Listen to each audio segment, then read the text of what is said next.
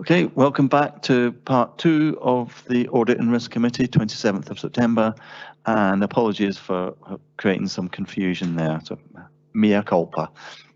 I'm going to ask the clerk to do a quick roll call. Thank you. In the chambers this morning we have Councillor Chan, Councillor Harvey, Councillor Illingworth, Councillor McPherson and Councillor Colin Stewart. Members online, when I call out your name, if you could please confirm you're present. Councillor Liz Barrett. Present. Thank you. Councillor Frampton. Present. Councillor Kigali. Yeah, present. And Councillor Grant Stewart. Present. That's great. Thank you. All are present, convener. Right. Thank you. We now move on to internal audit follow-up, and can I ask Jackie Clark to introduce the report, please? Thank you, convener. This report presents activity that internal audit have been undertaking to follow up actions that have previously been agreed as part of internal audit work. As you can see at 5.1, 9 of the 11 actions which were due to be completed by August 2022 have been, with 2 actions appearing on the appendix. As an update, I can advise that the first action from the contracting report is now due to be completed earlier than December, and it's due to be completed this week, with the management team due to consider that this action, and hopefully that will be completed sooner than December. I'm happy to take any questions on this. Members, do you have any questions on this report? Councillor Colin Stewart, please. Thank you, convener. I've got 2 completely separate questions. The first is on section 5.1 of the report, and what we're reporting here is whether or not actions arising from internal audit reports have been implemented or not yet. I wonder whether we do any checks on the effectiveness of the implementation of the actions. Thank you for that question. Where possible, we do that as part of the follow-up work. However, we're keen to not redo the audit, so some aspects will really be rolled forward. So, for example, with regard to the contracting action that is due to be completed this week, we wouldn't necessarily pick up on the effectiveness of that until a next audit of contracting. We're not resourced and sufficiently to be able to undertake an effectiveness review of all activity, unfortunately. Thank you. And the second question is on it's actually on contracting. It's on finding action point 1D from 2004, which is, so the finding was that there's no scheme of delegation from the council to officers in the health and social care partnership for entering into contract, but the action is for the chief officer to make a scheme of delegation. I mean, I'm conscious that we're considering the scheme of administration and delegation to officers at full council tomorrow. Could you just clarify why the finding was about the council not having a scheme of delegation and the action is for the chief officer to do it? Thank you for the question. You can see that this is action point 1D, and there are other actions from within the contracting report which pertain to other officers and other actions. So this is really one of the actions that will address the whole issue of delegating to officers. But you are correct that yes, the scheme of administration will be considered tomorrow's meeting. Thank you. Members, are there any other questions?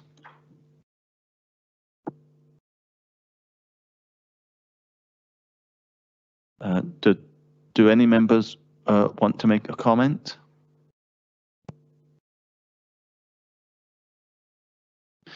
In that case, are members content to agree this report? Noted. Great, thank you very much.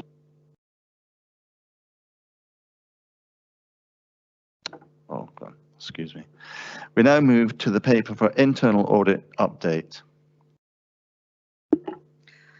Thank you, Convener. As you can see from this report, we've continued to make progress with planned internal audit work, and I'm anticipating that we'll move towards finalising all outstanding reports to be brought to the next meeting of this committee. We've also continued with preparations for the National Fraud Initiative exercise, and a report is on the agenda later today. And we've also continued with supporting the internal audit functions for the Integration Joint Board.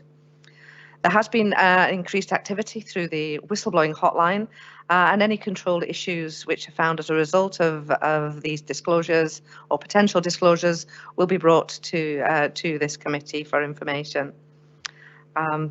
With regard to resourcing, we will be interviewing for a senior auditor post next week, and I'm very hopeful that from the candidate pool that we will be able to appoint. I'm happy to take any questions that you might have on this paper. Members, do you have? Oh, Councillor Colin Stewart would like to ask a question. Two questions, I think.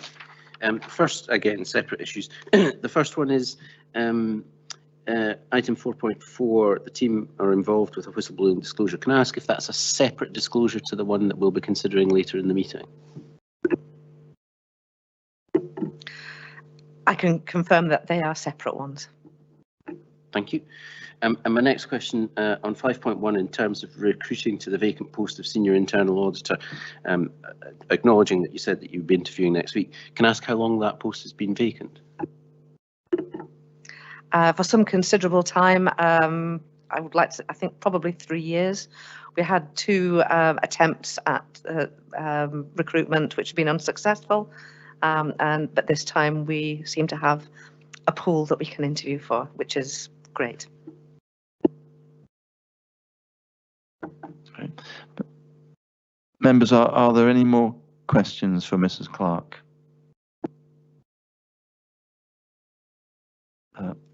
Do you have any comments to make? Councillor Colin Stewart.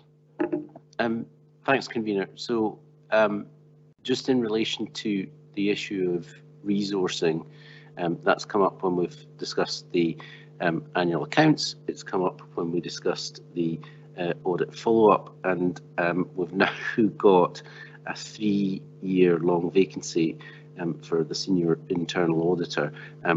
I would just, as a former quality assurance auditor myself, I know that the organisation I worked for would have been pulled up if we had not properly resourced our internal audit function by our external auditors, and I consider that this might be an area of risk for the organisation. And I just wonder whether it's been identified as a risk. Okay. As far as I'm aware, it's not on the risk register that we've reviewed. Mr. Mackenzie, are you able to comment, or Mrs. Clark? I think my colleague, Mrs. Clark, was to comment. Thank you for that. And for that comment and observation. We are a small team, and we very much operate on a risk-based approach to cover the significant risks of the organisation, and we'll be looking at the internal audit plan later on in the agenda as to what's possible for us to cover. I believe that this has not been raised as a risk by our external audit colleagues because of the way in which that we've managed the resources that we have, and the way that we've relied on a mapping exercise on assurance from other agencies around areas that we are not able to review ourselves, and placing reliance on such as work undertaken by other agencies, other scrutiny bodies, which all feeds into the work that I do to pull together both my plan and my annual opinion.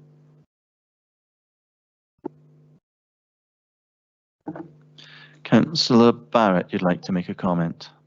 Just to thank Mrs. Clark for her management of resources and prioritisation. Welcome the fact that this has been a risk-based approach, and very warmly welcome the prospect of you having more resource as of next week, and wishing you all the best with that.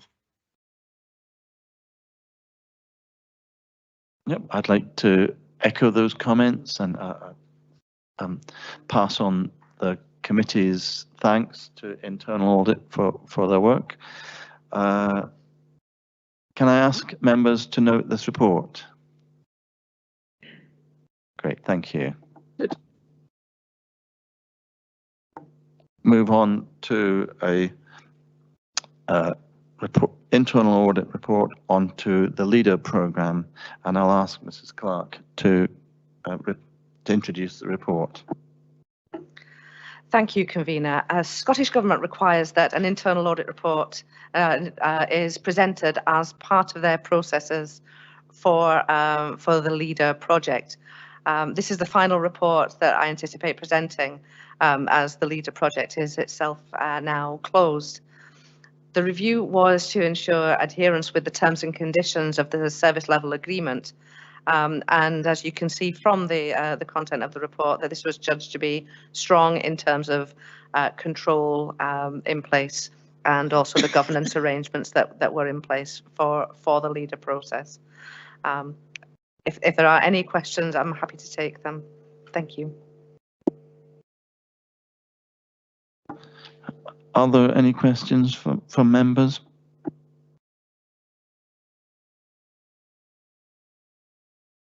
Do we have any comments from members?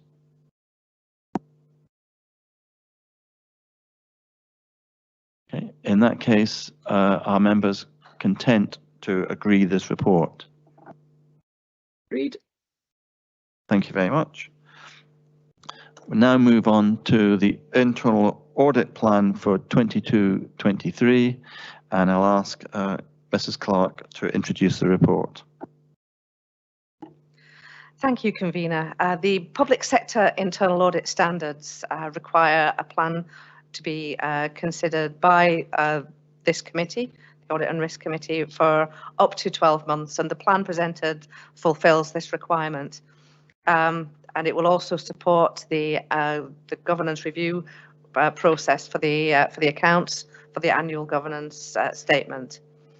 It will also provide assurance to both this committee and to officers around the arrangements for internal control, risk management and governance. A wide-ranging review has led to this plan, which you can see in front of you, and it is very much a risk-based plan. It's separated into two areas, one which is risk-based and one which is other work which internal audit will be involved with. 6.1 details the assignments planned for this year, and 6.3 is the other work that we'll be involved with.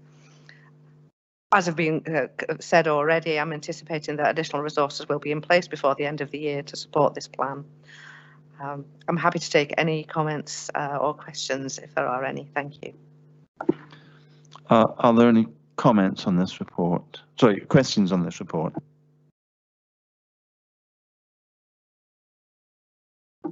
Councillor Barrett.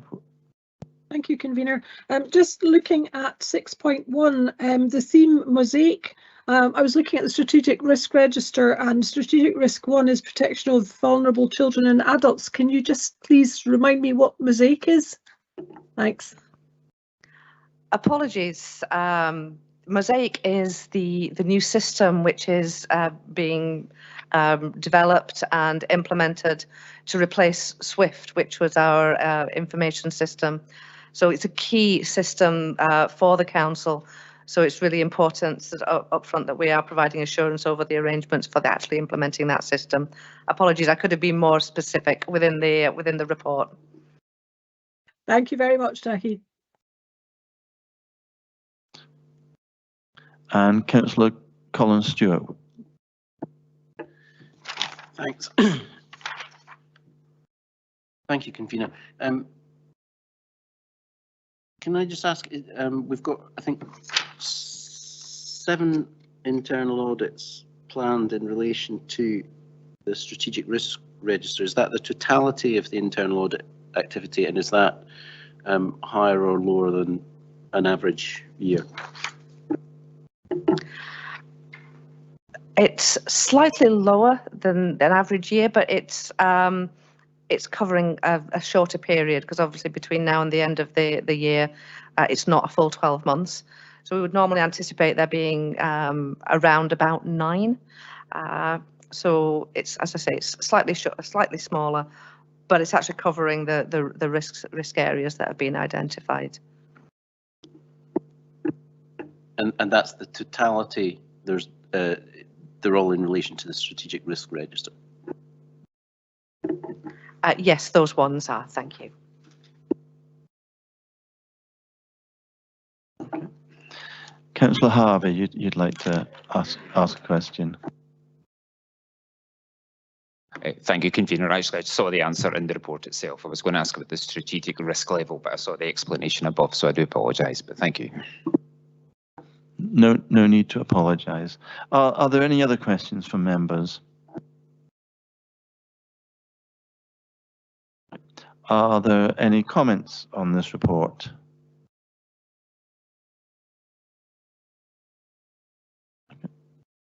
Are members content to agree this report?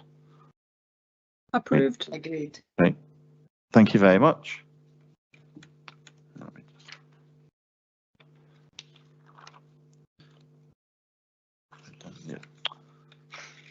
Please forgive me. Okay, we now move on to the National Fraud Initiative Outcomes 2021 and preparations for 22-23. Mrs. Clark, can you introduce the report? Thank you, convener. The National Fraud Initiative is a data matching exercise throughout the public sector in the UK. Audit Scotland oversees this within Scotland, and within the council I facilitate the exercise being undertaken. This report presents the national outcomes from the previous exercise and also highlights to the committee our preparations for the next exercise, which is for 2022-23. It takes place every 2 years. It also requests that the committee approve the self-appraisal checklist as part of the appendix. We're currently preparing to upload the data sets which are included within the report, as you can see, for this next exercise, and that shall take place for the most part early next month.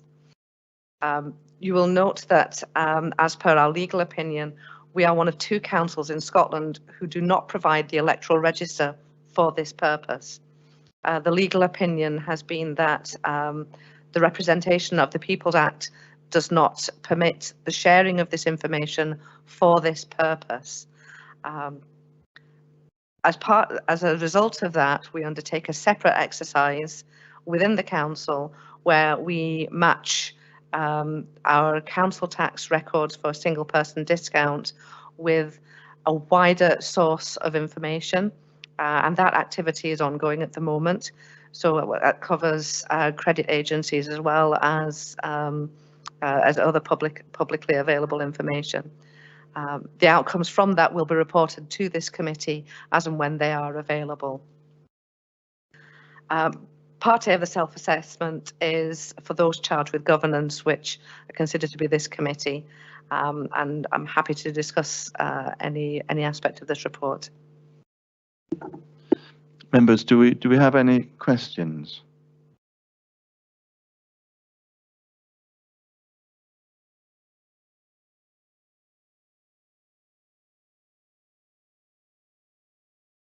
Okay. And members, do we have any comments?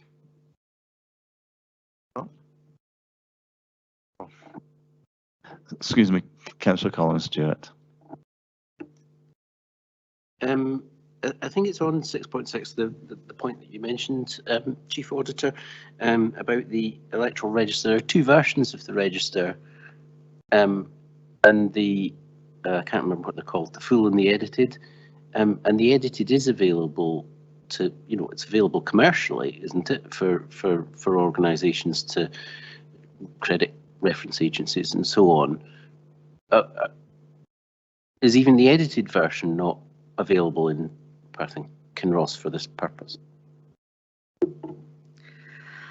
It's my understanding that the requirements are for the full version to be uploaded, and we would not share that full version. If NFI wanted to use that version, they could access the shorter version, that is open to the public. They could use that themselves, but that the information that is collected as part of the electoral register is not permitted for us to share for this specific purpose. But the requirement is that for the full register to be shared, and we are not in a position to do that. The publicly available electoral register is used as part of the extended check that we undertake along with credit reference agencies and what have you. But we wouldn't provide the full one, which is what is required by NFI. And I think you said that we were one of 2 out of the 32 who took this opinion, and presumably the other 30 out of 32 take a different opinion. Is there not a consensus opinion amongst, is it SOLAR, the local authority lawyers organisation, or whatever it's called? Thank you for that observation. A significant while ago, the issue was raised about the representation of the People Act not permitting this information to be shared. And I understand that some changes were made to other more general data sharing regulations to permit data to be shared. However, there was and the majority of local authorities saw that change had been made and then submitted it. I can't really comment about what, if any, legal opinion was sought by any other local authority. But at the time when the changes were made, we sought our legal officer's approval that we were now in a position to share it. And we were advised that the changes were not sufficient or in the right, or the changes weren't in the right legislation or regulations to permit us to share it. I don't know whether only 2 local authorities went back to their legal departments to seek that clarification, but we were certainly one of the 2 that definitely did. Thank you.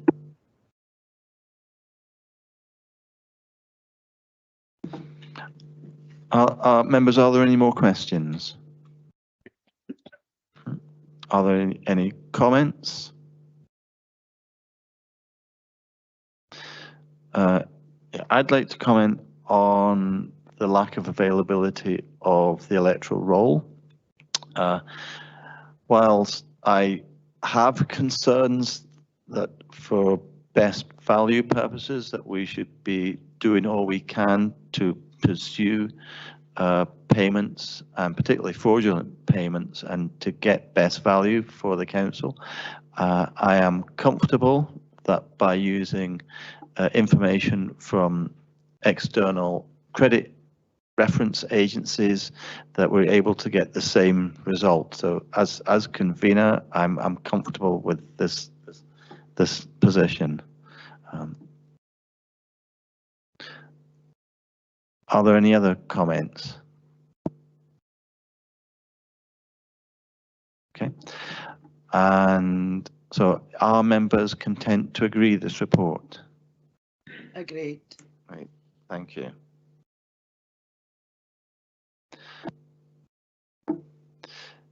Now we move now to a private paper, and